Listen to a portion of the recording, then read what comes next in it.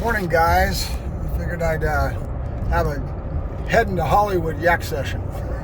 It's usually an hour and a half drive to go down to my customers in Hollywood. So I will be on the road, and it's always a good time to kind of yak at the screen. So talk about a couple of the postings I've been doing lately. It's about the two dogs, my main dogs that I'm working anyway.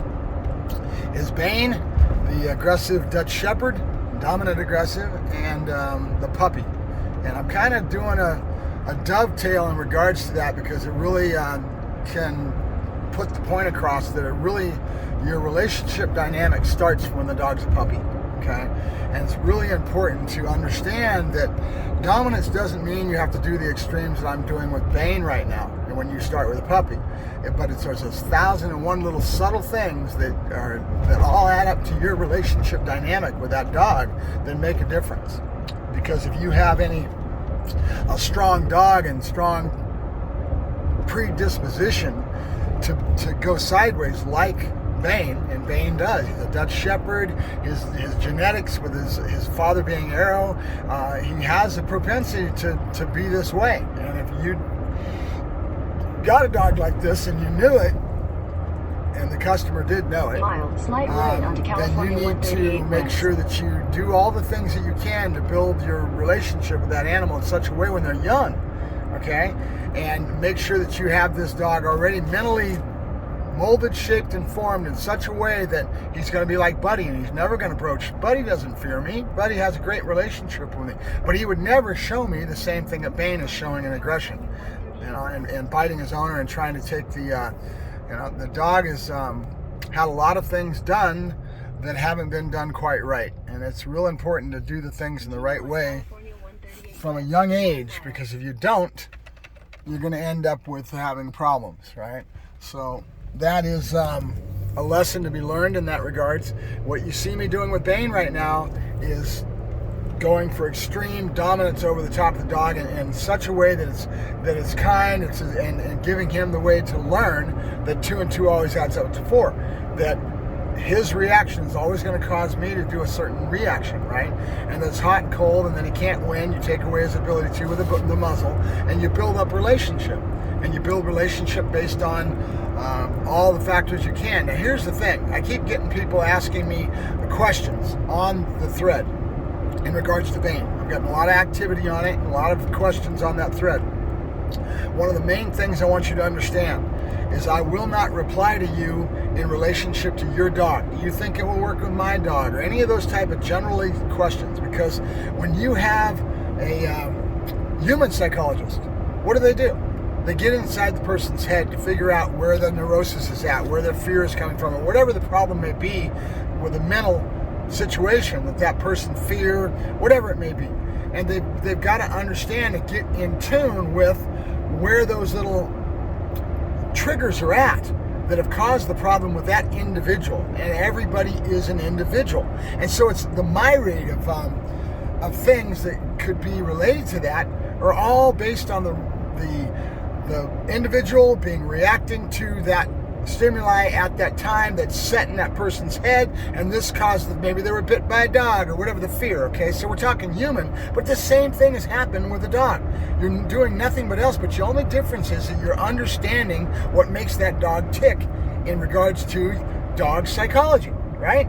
And so I need to have my juices in that dog. I need to get in the dog's head. So that's why it's important. I can't give a lesson to tell somebody else how to do this with their dog, because it's my instincts, it's my gut feeling, it's my talent, my skills that I've honed over years and years of doing this since I was 12 years old, thousands of dogs. It's what makes me good at what I do, okay? I didn't go out and learn the science of dog training. I learned by doing, and I learned to feel that animal. And so that's why you hear me talking about the gut feeling of dog training. My juices are stewing in that animal, right? So with Bane is a good example. I didn't just go in and grab him and put him in the kennel. I could have, don't get me wrong, but it would take more time, it'd be less added benefit to do it that way. What I did do is go with the owner and start to get to know the dog with the owner there and ask a lot of questions of the owner and get in tune with the owner's relationship with his dog to find out where the failure was at and what caused this manifestation of this dog's aggression. And what did we find out when we did that? We found out that the dog is genetically predisposed. That's a given because of who his dad is. Now, does that mean every dog that I had come out of the litter was all that way? No. Okay? For a lot of reasons. One of those reasons is that breeding is a crapshoot. Right? When you take two dogs, you do all your research and you make sure the papers are good and you're looking at the dogs that are behind that lineage, and you make a decision on what you're going to do for breeding.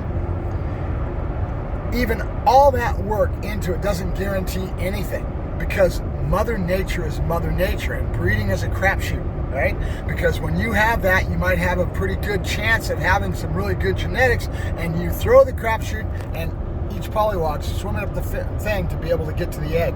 How many sperm are coming, right? And each one has got its own little mix chemistry-wise, and boom, hits the egg. That egg is born, and now you get your end product. So the chance of you hitting on that chamber, if you want to go to Russian roulette as an example, of having a dog that comes out to be just like Arrow is there. But you think all 10 dogs in a litter are going to be just like that? No. Some of them are taking a little bit more over mom. Some are going to take over a little. That's the whole crapshoot of breeding, right? And it is what it is. Now you add in environmental, okay? Remember what I've said before. Environment. In my mind, a dog is a product of two things. Breeding, genetics, and environment. And my point of view, and this is the way that I feel, and I go to my dying bed saying the same thing, the argument will always be there, is that genetics is important. Don't get me wrong, right? But it's 60-40. 60% is environmental. In other words, the skill of the person that's manipulating that dog from a puppy and building that house, right? And what that dog goes through environmentally, that's 60%. 40% is hardwired genetics. You can't escape it. You're going to have to deal with it, right? So, yes, Bane has a lot of his dad in him. He's predisposed to be just like his dad. And then you add in the environment. Here's the similarities between Arrow and Bane. And this is where it really gets interesting. It's interesting to me anyway. Arrow's owner was a female. Their relationship dynamic was not right, but she did the same thing that this owner did. She got into loving her dog and got into the whole aspect of manipulating behaviors and using food and using whatever you're doing to teach the dog behaviors. And she got into a huge vocabulary. That dog did everything. God, it was amazing. Arrow was an amazing dog. All right? So then she did all this work, but she didn't have that relationship dynamic in regards to pack interplay and hierarchy. Okay, and when you're talking to Dutch Shepherd, it's important that you need to be the alpha wolf and be the pack leader and have that proper relationship dynamic with the dog. Does that mean that you need to be domineering to the dog? No, you just got to do things at the right time and understand dog psychology and understand dogs and what makes them tick. Just like I did with Buddy. I knew that it was very, very good chance that if I didn't do the right things with Buddy, that Buddy would end up being like his dad. And so I raised Buddy with that in my mind, knowing his predispositions, his genetic wiring that very well could be that way, and I molded and I shaped that dog away from that. That dog is a great dog. His temperament is excellent, right? That being the case, I've succeeded in what I want to do and I proved my point, right? Environment matters, right? That the skill of the person that's a practitioner to be able to mold, shape, and form that dog is everything, okay? But you can't get away from genetics and breeding, right? So, two things that were similar in Arrow and in Bane. Bane's owner got him and got into learning how to train a dog, was hanging around a lot of dog trainers, building that dog in Schutzen.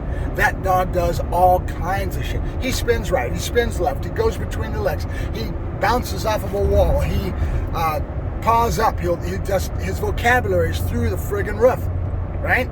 So that tells me something. It tells me, one, you're flooding the dog's mind with all this stuff, and your whole world is around getting this dog to do behaviors. You're taking the dog to a point and to an area that makes him almost human, but he's not. He can't be. He's still a dog driven by genetics of an animal, right? That being the case, he's still a dog, but you've done this so dang much that the dog is not a dog and he's not a human, he's confused, he's stuck in limbo, right? So now this genetic hardwiring of his predisposition to be a dominant dog without that proper relationship as far as relationship dynamic in that alpha wolf way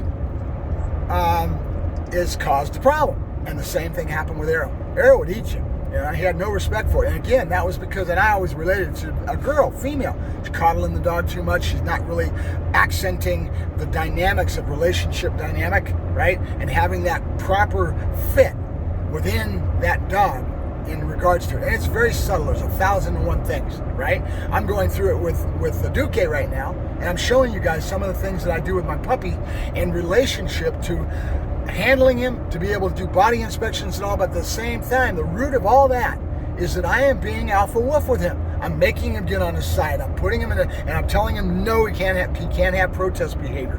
I am dictating to him in a very kind, gentle way from a very young age that I am the alpha wolf, right? That I am the one that dictates what can be done to him, what can't be. And that relationship dynamic between me and him is what's critical.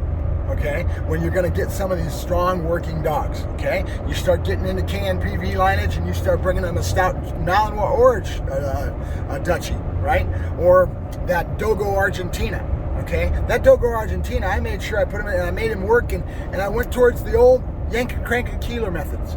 And you may look down on that, but I knew that was the best thing to do for that dog because I know his overall nature, and I could sense it, I felt it. I researched the breed a little bit, but reality and truth is Dogos are a strong, stout dog. And if you don't have that proper relationship dynamic in that way with that Dogo, you're going to be in trouble. Buddha came out great. That dog was so awesome it wasn't even funny. So reality and truth is that raising an animal, and we get into these working dogs and we get into some of these stout breeds, you need to have a better understanding of the realities in regards to breeding. It's not a child. He's not a human. Don't humanize that animal. And when you do, all that vocabulary, all that stuff coming out of the dog, oh, looks cool, the dog does all this kind of thing, but where are you at within your relationship with that dog? You're going to have a tendency to start thinking he's a little bit more, and you're going to humanize the dog too damn much, right? He's a dog, right? That's our biggest failing in our society, is that we want to take dogs in, and they're foo-foo, they're couch potatoes, and we humanize the dogs too much. And then you wonder why the dog does what he does. He does it because you haven't fulfilled his psychological needs, and you're not respecting that he is a dog. In the old world, dogs were bred for a purpose. There was a lot difference in attitude in the dog, and so the dynamics of it have been proven again and again. You get people that you respect that are out there, that are dog men, that are out there, and I've got half a dozen of them that I really respect as real dog men out there, right? Those people understand the dynamics of a dog, right? And I like to think that I'm one of those people, right? But at the same time, who knows? You won't see me putting master trainer on anything. You won't see me, acting like I'm an expert. Well, I do. I put out a lot of information, but at the same time, I don't put any titles anywhere. I don't say expert canine. Screw that shit. I've worked hard for what I know. I eat, breathe, and sleep dogs, and it's a part of my life that most dog trainers are never going to attain the saturation that I've attained in my life. Right? Eating, breathing, sleeping dogs, living in the back of kennels, and having the saturation of dogs that I have every day of the week. I wake up to dogs and I go to sleep to dogs, and it's just my life, right? And it has been since I've been 12 years old. Since I was 16, professionally, starting to work for that training firm, I took off on a bus at 18 to Oakland, came back, started my own business right after that, after 2 years after that, and I've been doing dogs up and down the California coast for years, right? Worked with Cesar Milan. We hung together because we met each other at a dog training firm, and we were both private contractors training dogs. That's how we met each other, right? We went out and we did a stint of doing tabletop training. He was one of the best decoys that I've ever met because he was very good at giving the dog the win and being animated in such a way that dog felt powerful. He was good at what he did. He doesn't do that now because he's created a persona with his show and all that. He's got a whole group of people that have wrapped around writers and everything else that put that show together. Believe me, Caesar's not just Caesar. He's a whole group of people. There's a product there. You know what I mean? So it is what it is. But so that's my yak session for today. A little long. I'll let you guys go. I'm heading to Hollywood. I've got one more I want to talk about Dookie and a really concerted effort. So I'll do another one for Dookie. This was kind of related around Bane and his predisposition with the aggression, the dominant aggression that we're dealing with him. I quoted 90 days on the fix for him. We're into about 3 weeks. I think I've done pretty good so far. We'll see how it goes. And we'll have some more comments as we go along with that, and you'll see some more video. I thank you much. You have a good day. Bye-bye. Mark Ferrasci, Protect Dog Training, signing off.